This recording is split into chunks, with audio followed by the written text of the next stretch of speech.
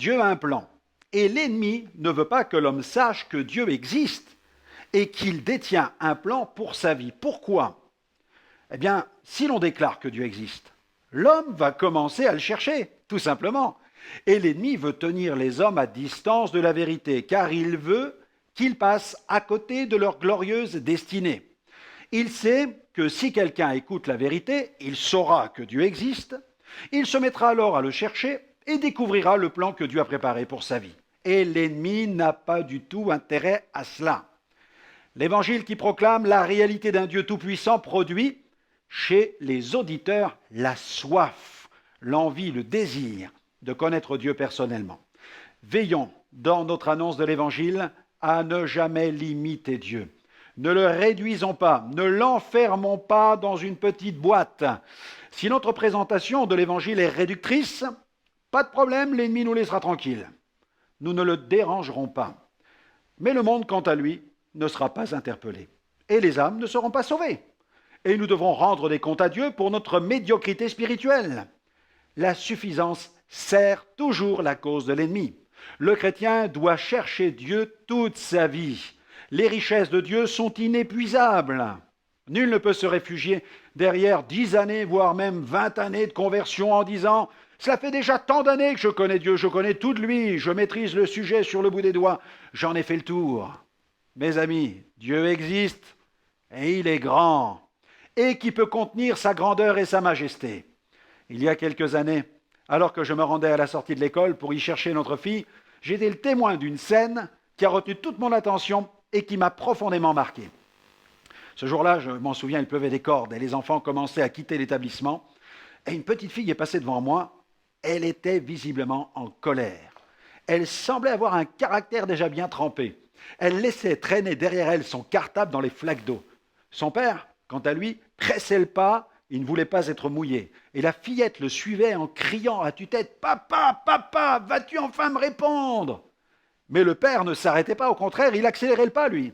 Soudain, la fillette s'est arrêtée au beau milieu d'une flaque d'eau, dans laquelle elle a jeté son cartable, et elle s'est écriée de plus belle « Papa, papa, vas-tu enfin me répondre ?» Et moi, je la regardais, sous la pluie battante. Finalement, le père s'est arrêté, il s'est retourné, il lui a dit « Mais qu'est-ce qu'il y a enfin? Que veux-tu savoir ?» Et l'enfant lui a répondu « Papa, je veux savoir, est-ce que Dieu existe ?» Waouh! Face à une telle demande, le père est resté pantois sous la pluie battante. Il ne savait que répondre, mais bien vite, cette pluie lui a rafraîchi les idées. Excédé, désemparé, ce père, mal à l'aise, a haussé le ton, il a dit à sa fille « Mais vas-tu arrêter maintenant ce genre de questions? Dépêche-toi, il pleut, monte dans la voiture, sinon ça va mal se passer pour toi. » Oui, mes amis, Dieu existe. Et la Bible dit que Dieu n'est pas loin de nous. En lui, nous avons la vie, le mouvement et l'être. Dieu existe bien. Il suffit de contempler la création pour voir les perfections extraordinaires de Dieu. Dans l'épître de Paul aux Romains, chapitre 1er, verset 20, il est écrit « En effet, les perfections invisibles de Dieu, sa puissance éternelle et sa divinité se voient comme à l'œil depuis la création du monde quand on les considère dans ses ouvrages. » Dieu existe et nous pouvons le rencontrer personnellement. Par la bouche du prophète Ésaïe, l'Éternel a déclaré, Ésaïe 65, verset 1er, « Je me suis laissé trouver par ceux qui ne me cherchaient pas. » Alors, à plus forte raison, si quelqu'un le cherche, il finira bien par le trouver, car quiconque cherche, trouve. En 1985, j'errais seul dans les rues de la ville de Sedan. Je ne savais pas si Dieu existait, par contre, je savais déjà que le diable existe. J'étais tourmenté par des démons. Je vivais des phénomènes étranges que l'on appelle les phénomènes de poltergeist, les déplacements d'objets, les apparitions, etc. J'ai vu plusieurs fois mon corps décoller en lévitation. J'ai expérimenté le dédoublement de personnalité et bien d'autres choses sur lesquelles je ne préfère pas m'étendre ici. Ma mère, quant à elle, était liée par un esprit de divination. Mon frère aîné passait le plus clair de son temps dans les boîtes de nuit à faire la fête. Il consommait de la drogue, de l'alcool, sans modération. Les relations entre mon père et mon frère aîné étaient très violentes, très conflictuelles. Ma petite sœur, âgée seulement de 6 ans, pratiquait déjà la divination, le spiritisme. Elle était traumatisée par les phénomènes occultes dont elle avait été victime. Elle aussi était possédée. Et à cette époque-là, Nous étions si loin de Dieu et pourtant Dieu s'est laissé trouver. Alléluia. Nous ne le cherchions pas, mais il s'est laissé trouver. Je n'ai pas rencontré Dieu dans une église, je l'ai rencontré dans la rue, place Turenne, au centre-ville de Sedan. Et cela s'est passé le 5 février 1985.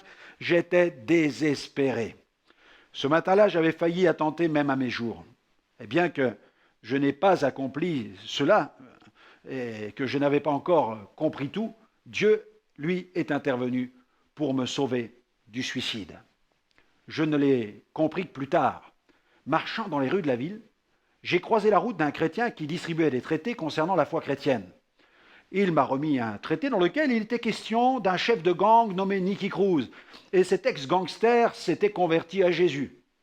J'avais peine à le croire. Alors la discussion s'est engagée avec ce chrétien. Je lui ai partagé mon curriculum vitae spirituel s'appuyant sur un passage de la Bible, Deutéronome, chapitre 18, verset 10. On ne trouve chez toi personne qui exerce le métier de devin, d'astrologue, de magicien, d'enchanteur, personne de ceux qui évoquent les esprits ou disent la bonne aventure, car quiconque fait ces choses est en abomination à l'Éternel. Alors il m'a démontré que j'avais bien commis un péché d'abomination et que j'étais sous la malédiction. Le choc fut total. C'est alors que la connexion avec l'univers du divin s'est établie. La perspective de rencontrer Dieu personnellement prit peu à peu place dans mon cœur. Quelques heures plus tard, j'étais même dans une église évangélique où un prédicateur proclamait que Jésus sauve, qu'il guérit, qu'il libère, qu'il baptise dans le Saint-Esprit. Et après son sermon, le pasteur m'a même imposé les mains. C'était d'ailleurs la première fois que j'avais un contact avec un pasteur. Il a mis sa main sur ma tête. Je me suis soudain affalé sur la chaise et les puissances de ténèbres m'ont quitté immédiatement. J'ai été rempli du Saint-Esprit et j'ai vécu un moment profond de visitation, quelque chose de si merveilleux que cette expérience marqua ma vie à jamais. À ce moment-là, je n'ai même pas cherché à demander une quelconque explication au pasteur au sujet de ce que j'avais vu au cours de ces instants d'extase. J'étais tellement habitué aux phénomènes surnaturels que j'ai gardé cela pour moi. Et lors de cette visitation, j'ai vu le ciel s'ouvrir. J'ai aperçu un trône. J'ai vu jaillir un fleuve limpide plus pur que le cristal. La voix douce et aimante du bon berger a résonné en moi et j'ai entendu le maître m'appeler à devenir son serviteur. Et je passe sur tous les détails. C'est de cette manière que j'ai fait la découverte de mon christianisme biblique, tout simplement. Cette expérience a marqué le tempo du vrai christianisme dans ma vie, un christianisme centré sur le Christ ressuscité, capable de guérir, de délivrer et de sauver. Cela, c'est le christianisme normal. Mais l'ennemi ne veut pas que l'homme sache que Dieu existe, car il ne veut pas qu'il le cherche. Car si l'homme cherche Dieu, il risque de le trouver. Si l'homme cherche Dieu, il le trouvera. Pour cela, il doit faire agir, bien sûr, sa foi. La foi, elle cherche Dieu. La foi cherche Dieu. Dans Hébreux 11.6, l'auteur de cet épître nous dit « Or, sans la foi, il est impossible d'être agréable à Dieu, car il faut que celui qui s'approche de Dieu croit que Dieu existe et qu'il est le rémunérateur de ceux qui le cherchent. » Celui qui s'approche de Dieu doit croire que Dieu existe. La foi est une ouverture de cœur à l'égard du message de Dieu. La foi, c'est l'accueil de Dieu et de sa parole. Elle souhaite la bienvenue à l'Éternel. Elle est intimement liée à la parole de Dieu. La foi est générée par la parole et elle s'empare des promesses de la parole. Dieu a donné suffisamment de foi à l'homme pour qu'il croie en Dieu. Cette foi est la foi qui permet d'établir le contact. Ensuite, c'est à l'homme d'aller plus loin. Il doit chercher Dieu, lire la parole, s'il souhaite maximiser ensuite cette foi. Dès que la parole vient dans notre vie, la foi est dynamisée, elle est boostée.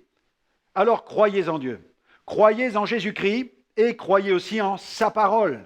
Dans ce monde, des millions affirment croire en Dieu, mais malheureusement, cette foi en Dieu est pervertie à cause du péché. Cette foi qui, dès l'origine de l'humanité, aurait dû être dirigée vers le vrai Dieu, a été détournée vers des idoles, des fétiches, voire même des esprits. Des millions se sont forgés un Dieu à leur image. Ils ont leur propre concept de Dieu. Certains vénèrent la nature, des animaux comme les singes ou les rats. Ils pensent que ces créatures abritent les esprits des dieux. D'autres se confient dans des fétiches, des gris-gris. D'autres se tournent vers les astres, les défunts, les esprits, l'eau ou le feu. Derrière la foi en Dieu peut se cacher le meilleur comme le pire. Beaucoup de philosophies et de concepts erronés même. Pour nous, Nous savons qu'il n'y a qu'un seul Dieu et que nous ne pouvons le connaître qu'au travers de la Bible et Saintes Écritures.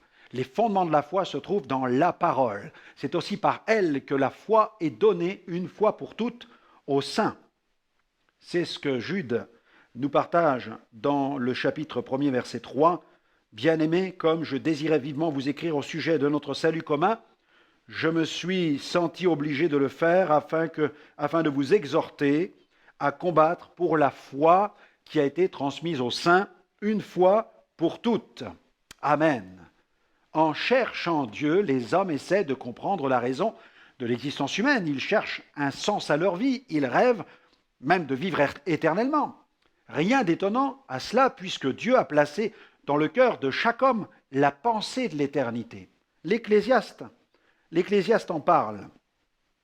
Dans son livre, au chapitre 3, le verset 11, « Tout ce qu'il a fait est beau en son temps, et même il a mis dans le cœur la pensée de l'éternité, bien que l'homme ne puisse pas saisir l'œuvre que Dieu a faite du commencement jusqu'à la fin. » Difficile pour nous de comprendre l'éternité. Nous ne sommes pas Dieu, Dieu seul est éternel, il est éternité par essence, et il nous fait partager son éternité en nous donnant la vie éternelle. Vivre éternellement, n'est-ce pas le rêve de tout homme? D'ailleurs, il y a un site internet qui fait fureur actuellement, ce site s'appelle Second Life, c'est-à-dire deuxième vie. Il offre à chacun la possibilité de se fabriquer son propre clone. On estime à plusieurs millions le nombre de ceux qui auraient entrepris la réalisation de leur clone virtuel. Chaque internaute peut réaliser son double, un personnage virtuel qu'il fait évoluer dans un univers de rêve. Le monde cherche par ses propres moyens à se fabriquer cette seconde vie. Malheureusement, tout cet univers virtuel dans lequel l'homme cherche à s'aventurer ne parvient pas à le combler. La connexion coupée, il faut bien revenir dans le monde du réel. L'ordinateur ne parviendra pas à combler le vide du cœur de l'homme. Il ne sauvera pas la race humaine. Le virtuel n'est ni réel, ni éternel. Seul Jésus donne la vie éternelle et cette vie n'est pas virtuelle, elle est vraiment spirituelle. Dans Jean 8, 12, Jésus dit « Je suis la lumière du monde ». Et il a dit également « Celui qui me suit ne marchera pas dans les ténèbres, mais il aura la lumière de la vie ». L'ennemi ne veut pas que l'homme sache que Dieu existe, car il ne veut pas qu'il le trouve. Car si l'homme trouve Dieu, il risque de le connaître personnellement et de découvrir son dessein pour sa propre vie. Parfois, je me demande ce que serait ma vie si je n'avais pas rencontré Jésus personnellement en 1985. Mais Dieu soit loué, il s'est révélé à moi. Un rendez-vous avec ma vie avait été fixé dans son agenda divin.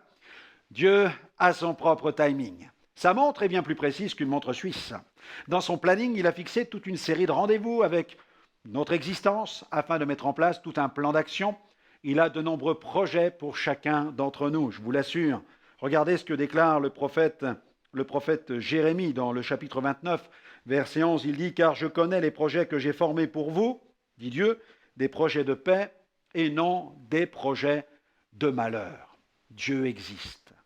Chacun peut le rencontrer et il a un plan merveilleux pour notre existence. Il a des projets de paix pour chacun. En 1985, je ne pouvais m'imaginer que Dieu prendrait le jeune homme tourmenté que j'étais pour en faire un témoin de Jésus au niveau international. Quelle grâce, quel privilège. Je n'aurais jamais imaginé raconter mon témoignage à de grandes foules rassemblées aux quatre coins de la terre. Chacun doit décider et faire le choix de croire la vérité.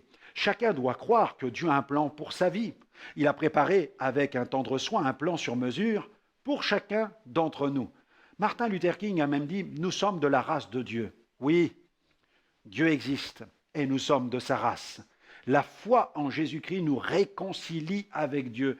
Elle nous rapproche de lui. Grâce au Christ, nous retrouvons ce contact merveilleux avec le Dieu qui a créé l'univers. Au travers de Jésus, nous sommes instantanément en phase avec lui. L'artiste Michel-Ange a merveilleusement dépeint cette relation d'amour que Dieu désire établir avec l'homme sur la peinture de la voûte de la chapelle Sixtine au Vatican à Rome, qui représente entre autres l'homme et Dieu. Nous pouvons voir les deux protagonistes se toucher du bout du doigt. En regardant cette œuvre, on a le sentiment qu'une forme de connexion est en train de s'établir. Quelle belle image que celle de la connexion divine avec l'humanité. Dieu la désire avec chacune de ses créatures. Établissons notre connexion avec Jésus. Elle est gratuite et immédiate. Nul ne peut la mériter. La main percée de Jésus est tendue vers nous. Elle révolutionna la vie de Thomas l'incrédule. Si nous la saisissons, elle bouleversera notre existence. Cette main tendue de Jésus a été percée pour nos péchés. De cette main coula le sang qui nous lave de toute iniquité. Jésus est vraiment le Fils de Dieu. Avez-vous besoin de découvrir le Dieu vivant et vrai dans toute sa splendeur? Jésus vous le fera connaître. Jésus est plus que le fondateur du christianisme. Il n'est pas venu sur la terre pour fonder une organisation, fût-elle chrétienne. Il est venu fonder son Église, l'organisme divin. Jésus est le sauveur de tous, Dieu béni éternellement. Il est l'empreinte du Dieu invisible, l'image du Dieu visible. Alléluia. Il révèle Dieu, il révèle Dieu. Dans Romains 9, verset 5, il est question des patriarches, de qui est issu selon la chair le Christ, qui est au-dessus de toute chose. Regardez ce que dit le texte. Dieu béni éternellement.